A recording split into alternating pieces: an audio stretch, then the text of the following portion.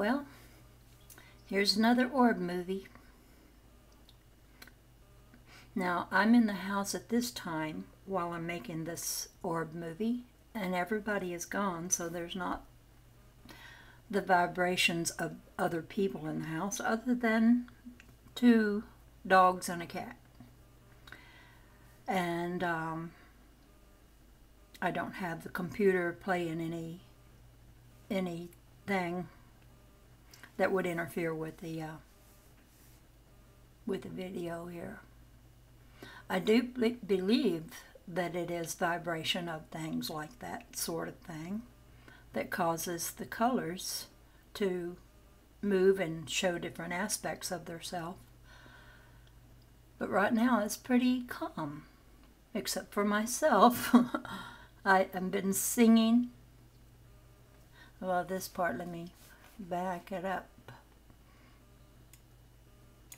I'll turn this. I do have voice to. I'm singing a little bit just to see what it does with my voice. Ooh, ah, ooh, ee.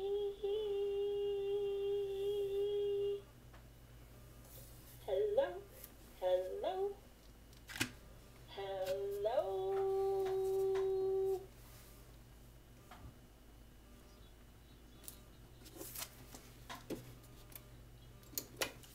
Okay. Okay. That's enough of me sounding pretty wild there. But I'm continuing to talk, and I do see it is reflecting my voice. It's showing some movement that seems to be in sync with my voice. Only I turned it off because I was talking crazy, so I turned off the voice. But this is remarkable, and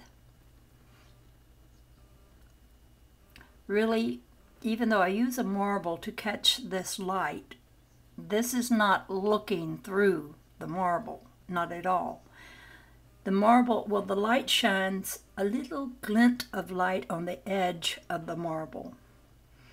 And I focus the camera on that little glint of light it's a reflection of light. I call it a glint. But when I zoom up on that little reflection of light, I get all this.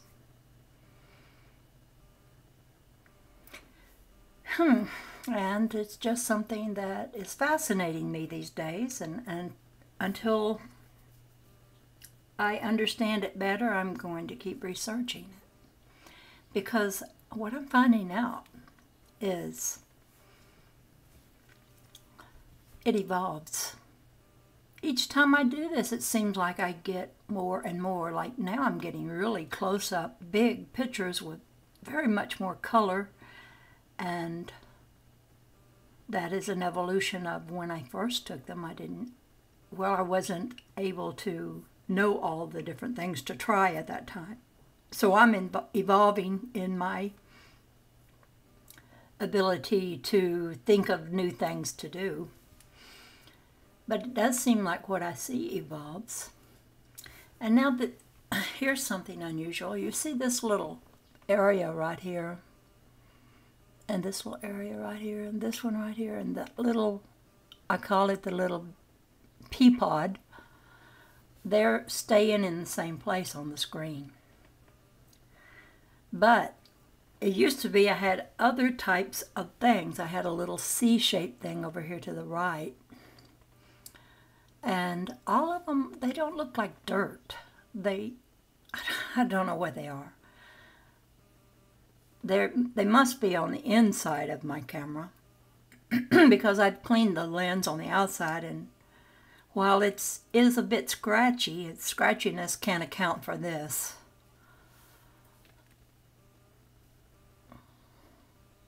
So these sort of things stay pretty much in one area, but then who knows, next week it could be up here, or it could be gone altogether. That's why I say it's evolving.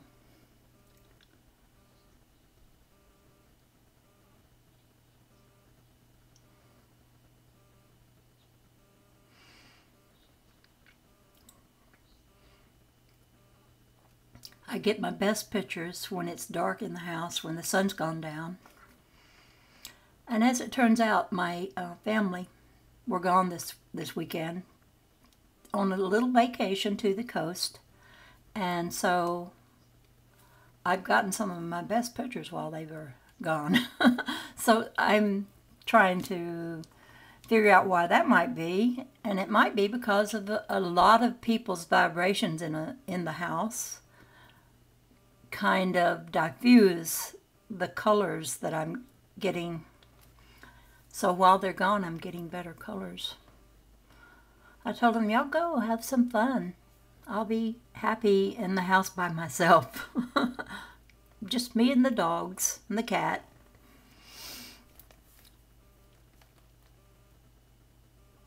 And it has been nice because I have filmed and been able to talk real loud or put my music on real loud, or the voice. What I've been doing is seeing if I can detect any difference in what the orb looks like. If what I have on the computer is some preacher preaching fire and brimstone or some children singing. And I did make a video that shows a difference. There is a difference in the orb. But I'm not saying what it means. I'm just saying there is a difference. The orb changes in certain ways when, according to what is being said, and probably by whom. So it's like these orbs pick up some energy of the voice of someone just recorded on television, recorded on the computer. And I can listen to anyone's voice. Just get them on the computer and I can listen to their voice and record what the orb does with their voice. I'm getting some fantastic colors in this. Even colors that are brighter than what I see when I look with my eyes without the aid of a camera. These are fantastic colors, man.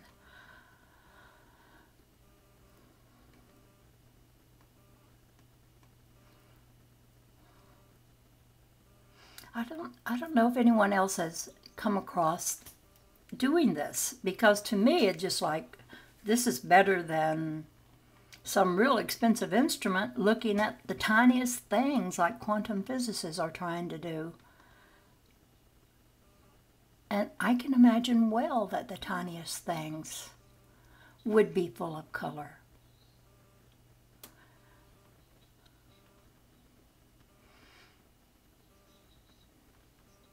I'm listening to my own voice as I show you this because I've got it on in my ears, but not out loud on the speaker.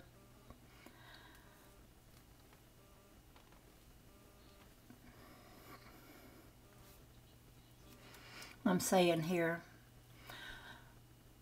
that I'm enjoying this time because I can be so much more open with talking out loud to myself in my room, without the whole family in the house hearing me in here thinking I'm some kind of crazy person.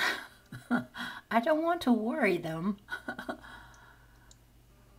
And they won't watch this video, I guarantee you. No family member of mine yet has watched a video, or if they have, they've said nothing to me about it. They say nothing like, "Oh, Mother, what have you discovered there?" Or, "Oh, friend or sister or cousin," you know, everyone that I know could look at this on Facebook because I put it on Facebook, some of them. And it's just astonishing that nobody wants to say anything to me like, wow. I mean, I'm thinking, well, but the lack of interest is astonishing.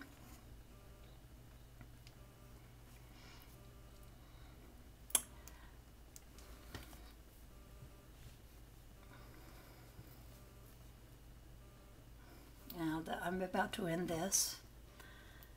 This was only about 10 minutes worth of viewing this. I'm running my batteries out of my camera so fast I have to buy them by the dozen. Sometimes I just use my camera to look at them without recording it.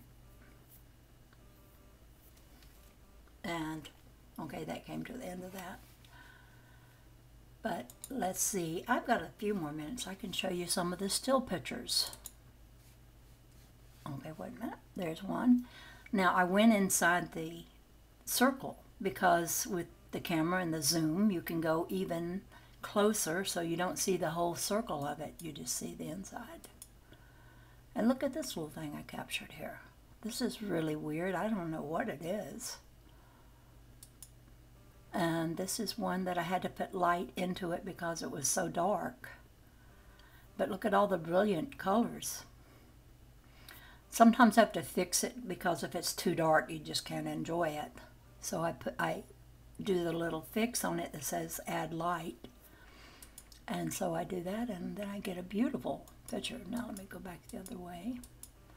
And all these are pictures very close up. Okay, here's another close up one, but you see the edge. But I can get so close up that you don't see the edge. And I think this one's very unusual because it shows one right here that quits being round right there and goes down like this. And here's another one that goes like that, down. They do strange things. It's like these orbs, well, they have a mind of their own. And these little circles you see here, they just come and go. And there's even tinier circles. If you, let me bring that up. See these even tinier circles? And they all seem to have concentric circles around them. It's fascinating. But then when you go up too close, you lose a little definition there. But let me see. Next picture. Some more. Look at these circles right here. They are merging together in one point. It seems like creation creates with circles a lot. It's like God fell in love with the circle, and then it just went on from there to cross that circle and do geometry within that circle of various kinds. And these are some of the things that are the tiniest things. I believe this should be very, oh, I've got it on slideshow, it's just going from one to the next. This is something that I would wish people who would give serious attention to. Look at the colors in that one. Wow. Every time I look at it, I get fascinated with it all over again. And sometimes I find it a little hard to go about my day without remembering that, wow, this is true. There's all this color. We're just moving around in a sea, a liquid sea of color. And our bodies are light bodies, although we don't see them that way, because enough of us don't see them that way that we can convince others that this is what we truly are, made of light. But I believe that there's going to be soon more evidences that we are made of light. And this is part of it. This is part of the evidences of that.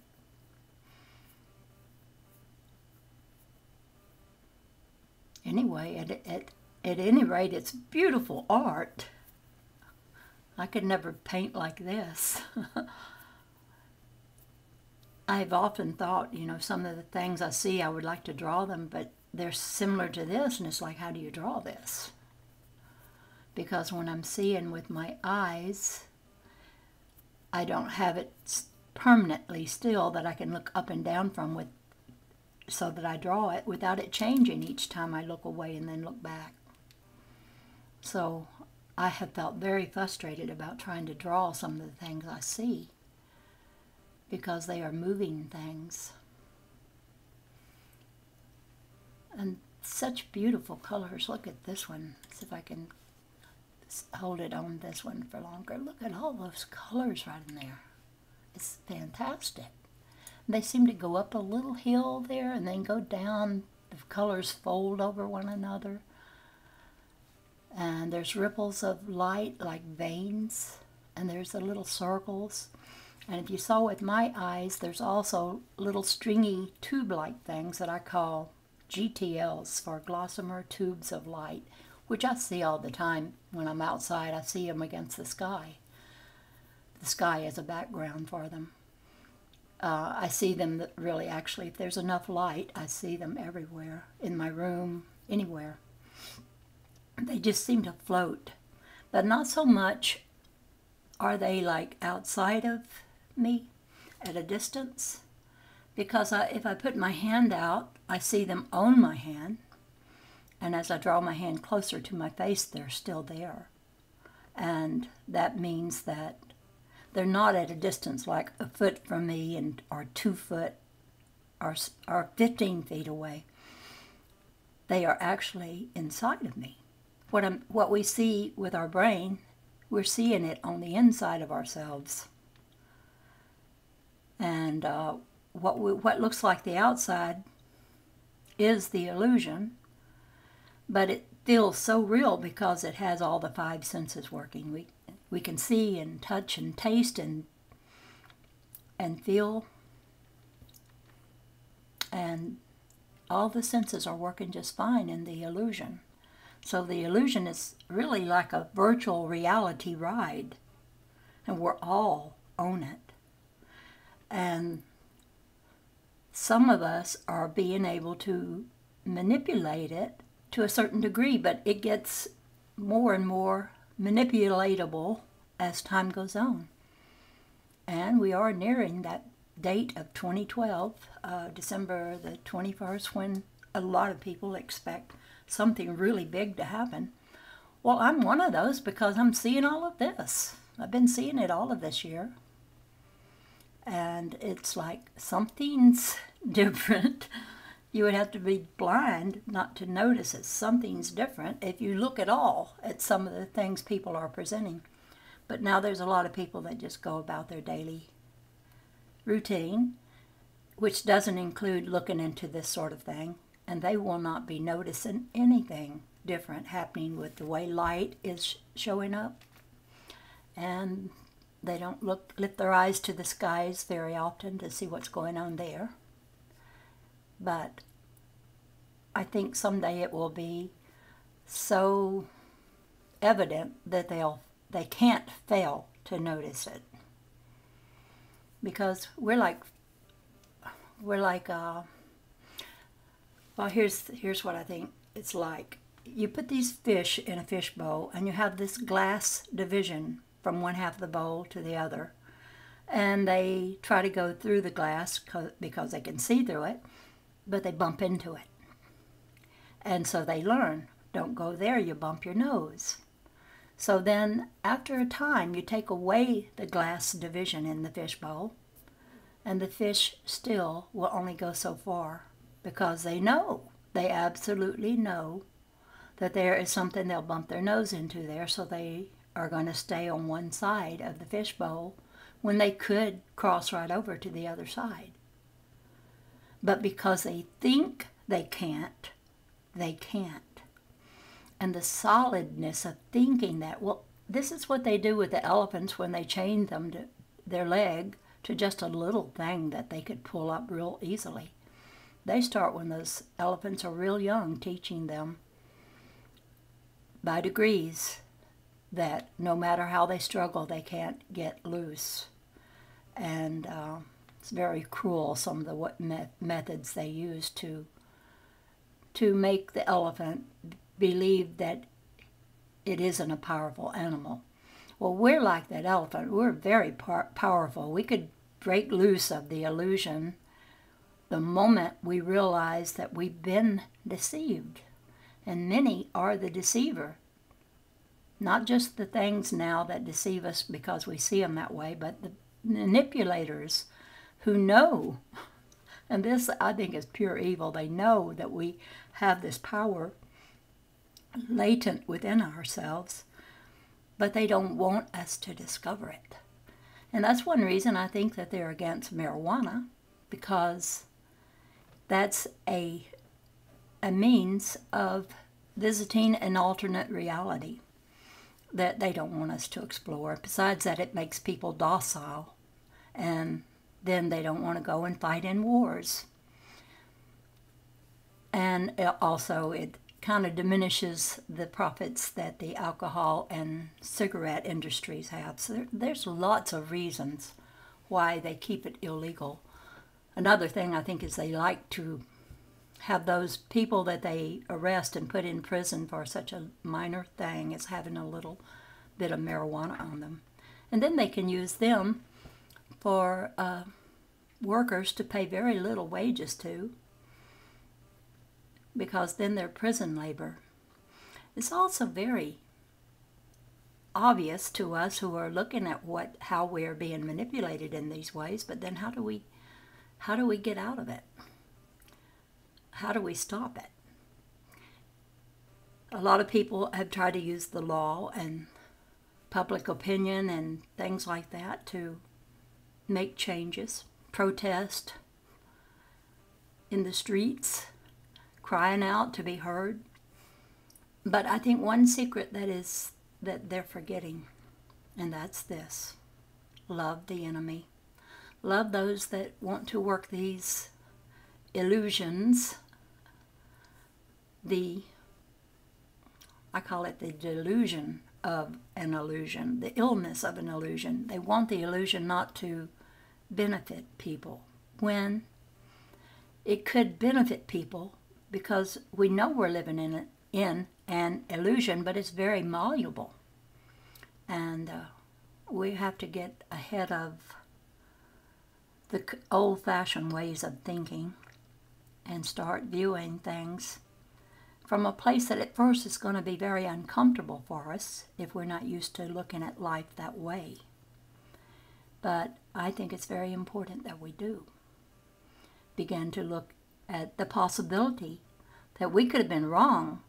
And you know, that's the hardest thing in the world for a person to do, because of the ego, because of pride, because all my life I believed it this way, and now you're going to tell me, you little upstart of a person, you're going to tell me that I've been wrong all these years. I'm going to have to admit that, even to myself? And they don't want to do that. Pride.